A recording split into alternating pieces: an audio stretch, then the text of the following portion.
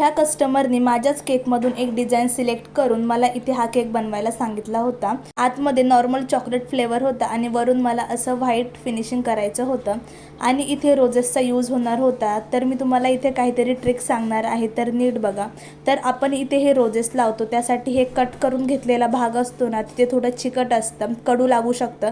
त्यामुळे कधी पण असं चिकट टेपने तिथे थोडं राऊंड करून घ्यायचं।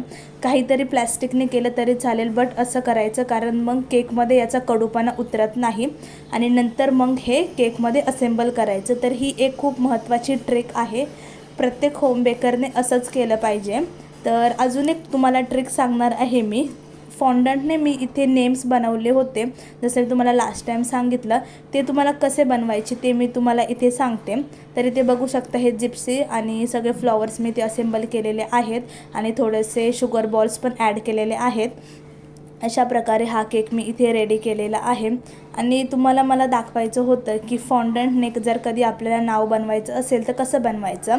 तर इथे मी फॉन्डंट घेतला आहे आणि आपला जो मोल्ड आहे त्याच्यामध्ये मला जे लेटर बनवायचं तिथे मी असं असेंबल केलेलं आहे आणि अशा पद्धतीने मला एस लव एस असं साईन बनवायचं होतं कारण ॲनिव्हर्सरीसाठी हा केक होता।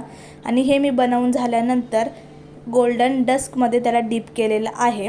असं डायरेक्ट त्याला गोल्डन डस्कमध्ये टाकलं आणि चिमट्याने वर घेतलं आणि तिथे ठेवलं आणि मग ते मी केकवर असेंबल केलेलं होतं। जर तुम्हाला पण असं कधी बनवायचं असेल तर हे ट्रिक्स तुम्ही यूज करू शकता। व्हिडिओ आवडला तर लाईक करा। भेटूया नेक्स्ट व्हिडिओमध्ये।